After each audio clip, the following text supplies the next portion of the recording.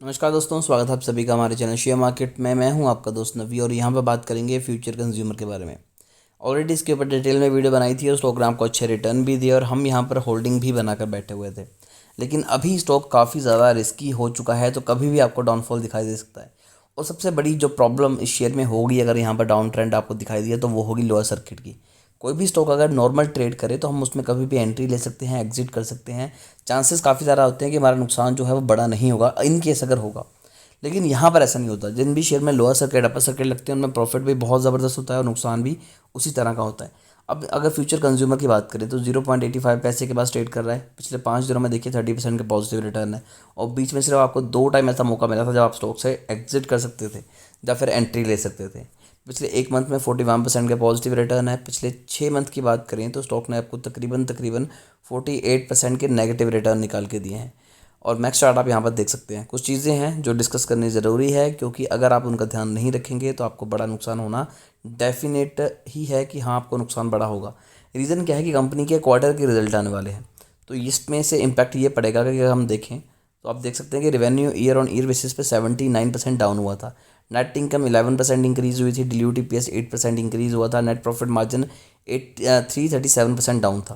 तो जो मेन चीज़ें हैं वो कंपनी की डाउन है। कंपनी ने पैसा बेशक जुटाया, नेट इनकम में कंपनी की जंप हुआ, नेट प्रॉफिट मार्जिन में लेकिन गिरावट थी।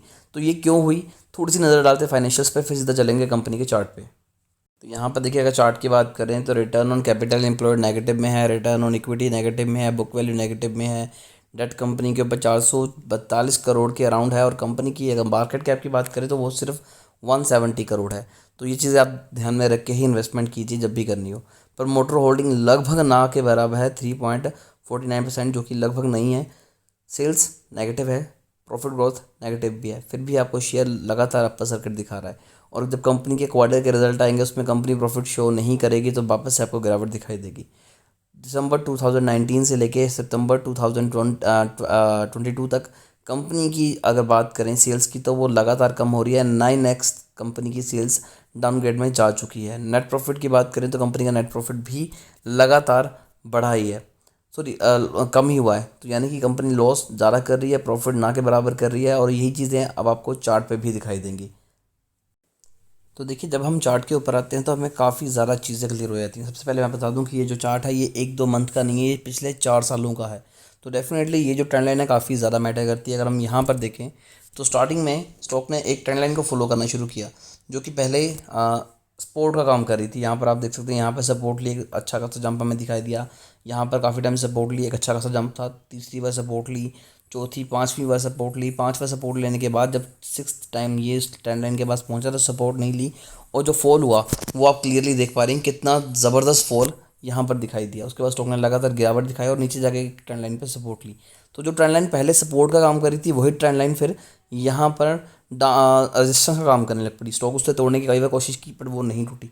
अब फाइनली इतने सालों के बाद यहाँ पर स्टॉक ने अब उसे ब्रेक किया। तो हमारे जो टारगेट हैं डेफिनेटली हम उन्हें लेकर चलेंगे, लेकिन जो चीज़ परेशान करने वाली है हल्की सी वो ये है कि वॉल्यूम फिर भी उतना जनरेट नहीं कर पा रही कंपनी जितना यहाँ पर होना चाहिए था। जब भी इस कंपनी में डाउन ट्रेंड आया तो वॉल्यूम बहुत ज़बरदस्त था, लेकिन अभी उस लेवल का वॉल्यूम नहीं आया है। फिर भी जैसे जैसे हमारे टारगेट हिट होते जाएंगे हम यहाँ पर हल्का फुल्का प्रॉफिट बुक करते जाएंगे, ताकि लास्ट में हम प्रॉफिट में बंद हो। उन स्टॉक्स में स्पेशली जिनमें अपर सर्किट लोअर सर्किट लगता है तो काफ़ी ज़्यादा फ्लक्चुएशन होती है, तो हमेशा स्टॉप लॉस को एक मार्जिन पे लेके चलिए कि यहाँ से अगर हल्का सा भी स्टॉक आए तो इन केस अगर डाउन ट्रेंड भी शुरू हो तो हमारा स्टॉक से एग्जिट हो जाए। सेकंड चीज़ ये है कि जैसा कि आपको बताया था कि 1 रुपये का टारगेट तो हम लेके चलेंगे। अगर आपने पुरानी वीडियो देखी हो तो 1 रुपये के टारगेट को तो डेफिनेटली हम लेके चलेंगे। 1 रुपये के टारगेट के बाद जो हमारा नेक्स्ट टारगेट होगा वो 1 रुपये 35 पैसे के अराउंड होगा। अगर वहाँ से ज़्यादा रिस्क लेने के मूड में अगर आप हैं तो डेफिनेटली 1 रुपये 60 पैसे पे तो अपना एग्ज़िट करने के लिए तैयार रहिए। यहाँ पर तो हम एग्ज़िट करेंगे ही करेंगे, चाहे कुछ भी हो जाए। तकरीबन आपको 100% के रिटर्न मिलेंगे यहाँ पर, लेकिन हमने उतना वेट नहीं करना। हल्की फुल्की जो क्वांटिटी होगी उसे कम करते जाएंगे। सेकंड चीज़, जिन लोगों ने यहाँ पर एंट्री के बारे में सोच रहे हैं तो डेफिनेटली अभी बिल्कुल भी ऐसी गलती मत कीजिएगा। अभी अभी यहाँ पर ब्रेकआउट आया है तो जैसे ही जब तक ये स्टॉक पुल बैक नहीं देता या फिर रीटेस्ट नहीं करता हम एंट्री नहीं लेंगे। अगर स्टॉक वापस से नीचे आता है 50 पैसे के अराउंड या फिर यहाँ पर एक हल्का फुल्का एक पुल बैक नज़र आएगा, तभी हम एंट्री लेंगे, फ्रेश एंट्री जिन्होंने लेनी है उनके लिए। फिर भी अगर आपकी कोई भी क्वेरी रहती है शेयर को लेकर तो कमेंट कीजिए, हमारी कोशिश होगी कि आपको अच्छा एडवाइस दें।